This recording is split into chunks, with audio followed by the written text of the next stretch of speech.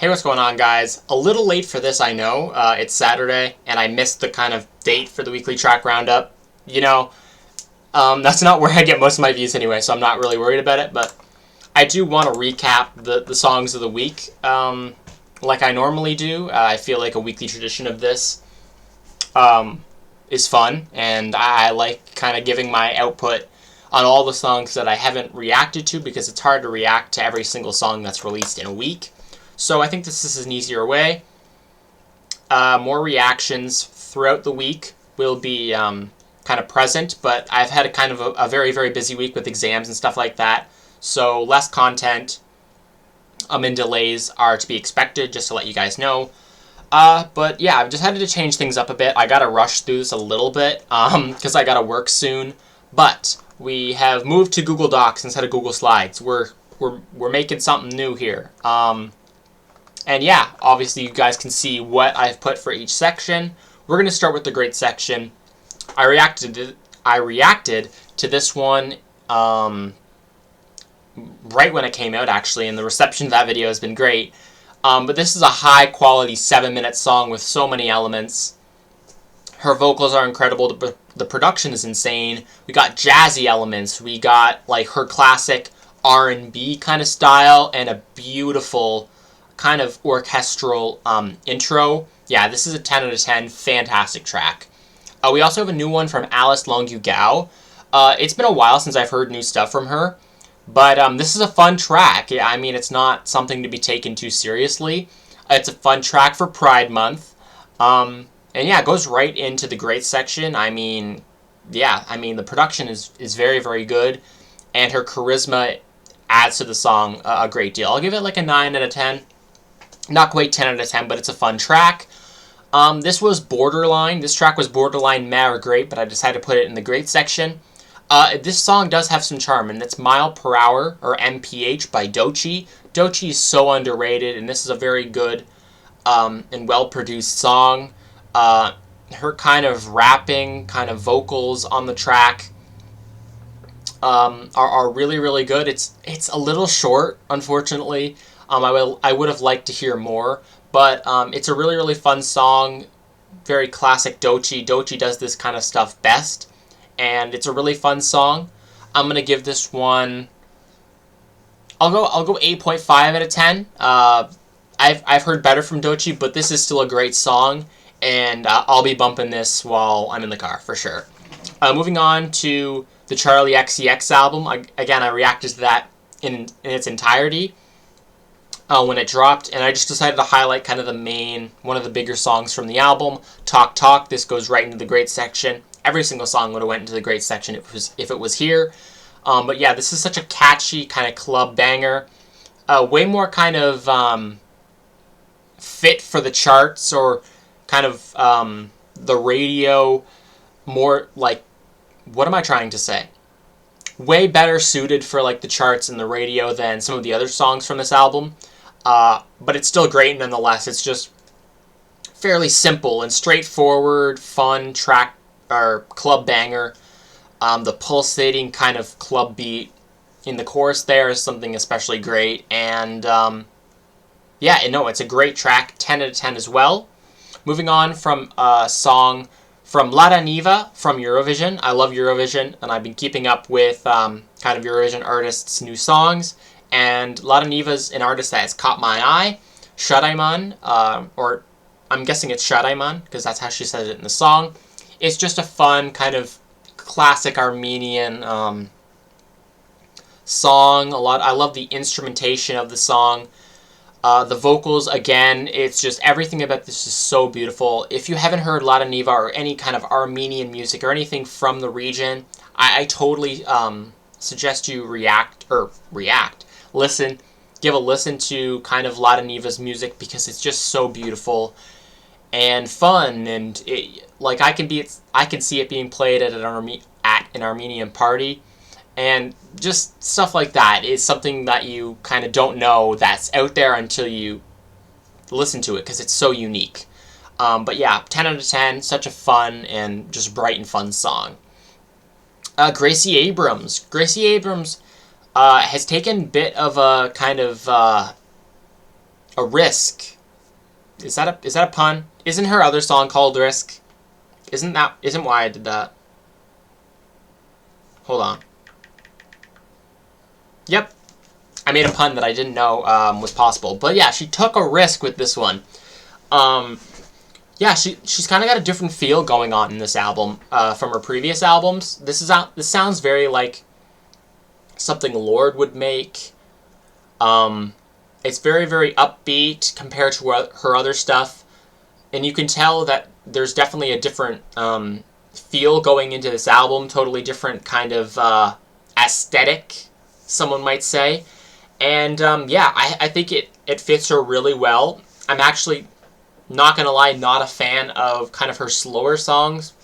It just takes me a while to fully appreciate those songs. And I think they're beautiful, but like it's a little simple, and it does get old after a while. So her switching it up and doing like kind of disco pop, a track like this, I can totally appreciate it. Sounds a little bit like Lorde in her vocals and kind of the production, but 10 out of 10 track, super fun. I also reacted to this, Omar Apollo. Omar is 3 for 3. This is also a fun dance track that's kind of out of his element compared to his other unique sound, and I can see why people don't really like this kind of sound in his music. But I think it's really fun. It keeps his style apparent, but also more upbeat than some of his other stuff. It's definitely easier to get on first listen than some of his other songs from this album, but really, really solid nonetheless. I'll give it like a 9 out of 10. A couple of songs from the new KAYTRANADA album. We have Snap My Finger with Pinkpantheress. KAYTRANADA is a producer, so it's just Pinkpantheress all the way. But this is definitely an improvement from the other song that Pinkpantheress released a couple weeks ago. I thought that one was bland. This one, the production is insane. Her vocals sound incredible. This is what Pinkpantheress is about. Very, very fun and well-produced track. Pinkpantheress sounds great. And KAYTRANADA, I mean, they bring it. Is it he? This is the first time I've listened to KAYTRANADA, so I think it's a he. But this is the first time I've listened to him, so yeah, he brought it with this album. A couple new K-pop releases with EVERGLOW and NAYEON. Both really, really solid. Zombie, again, EVERGLOW kind of stepped out of their comfort zone with this track. But I think it fits them really well, and to try and get them back into kind of main K-pop girl group status, which is something they've kind of lacked within the last couple of years. But hopefully they can maintain their kind of big girl group status, because EVERGLOW was a big thing a couple of years ago, and if they can kind of keep producing bangers, you know, EVERGLOW is on the right track. Just lately, I find they've just been, what's the word? Because their music is totally not boring. It's just, I wasn't a fan of their title track. Some of their songs started to sound samey, and I like this kind of new feel for them. We also have a new title track from NAYEON. I like this a lot more than her other album title track. This is a really, really fun and kind of old classic K-pop vibe from like maybe 10 years ago. Yeah, the production on this is fantastic. Her vocals are incredible. Yeah, it's super catchy. I totally got this song on first listen. NAYEON totally bring it, and I'll have to listen to the rest of the mini album whenever, but this is a very, very solid song, and I totally, probably one of the best K-pop songs I've heard all year, in my opinion. Like, NAYEON brought it with this song. Fantastic. I'll give it a 10 out of 10 as well. Moving on to the mess section of this, we have Midnight Ride by Orville, Peck, and Kylie Minogue. I put this at the top of the mess section, but I didn't mean to. It's kind of bad towards meh. I feel like Orville Peck's voice doesn't really fit this kind of sound. Kylie Minogue sounds great, but their kind of vocal styles do not mesh well together. Yeah, Orville Peck's voice is really, really jarring, and for people that get it. I'm not a person that got it. I think the song is in general okay, but the meshing between their voices I did not like. Very country kind of dance. Yeah, it's not it's not the kind of blend of genre and voice that I kind of that I typically like. So yeah, it's just okay. It's not bad per se. It's just meh. Another track from KAYTRANADA. This one I like it, but it didn't hit as hard as the other song that's in the great section. This is the one with Tinashe, called More Than a Little Bit. This took me multiple listens to kind of fully enjoy this. It's still in the mess section for me. But yeah, Tinashe's vocals sound incredible. The production is very, very solid, and it does sound like a Tinashe song compared to a KAYTRANADA song. But yeah, Tinashe, I mean, I'm looking forward to more stuff for her. Obviously, Nasty has been super popular in the TikTok world. She's incredible, and I'm looking forward to a new album. But this song kind of gives me a little snippet of maybe what's to come, hopefully. We have a new kind of record out from Tems, an African artist. I think she's an African artist. And this one, this was not the first time I've heard of Tems, but I thought this one was just okay. There was a couple songs from this album I wanted to listen to, and this was the kind of one that looked the most popular to me. And I think this one is just okay. It's kind of a ballad style. It's beautiful, but I think other than that, there's not much going on. I feel like there's one with J. Cole that I saw on the album, and I would love... Is it J. Cole? I think it's J. Cole, isn't it? I'm going to go back to my playlist for a second. I think it's J. Cole, right? Back. Is it J. Cole? Yeah, Tems and J. Cole.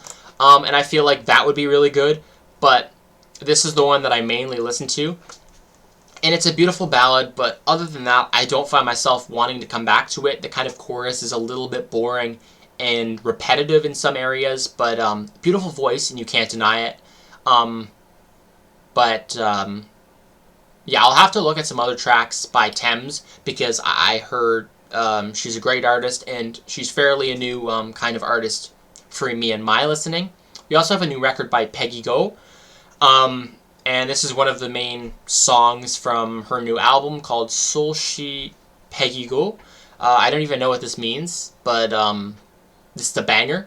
It's a banger, and not as much of a banger as Lobster Telephone was. But Peggygou knows how to make very, very good songs. I like the kind of drum and bass feel to it before the kind of main part of the song. It goes hard. I don't know if I would come back to it per se, just because of the instrumentation. I kind of need some vocals in my music, but it's a very, very fun and club banger. It goes in the mess section for me just because I don't know if I would replay it.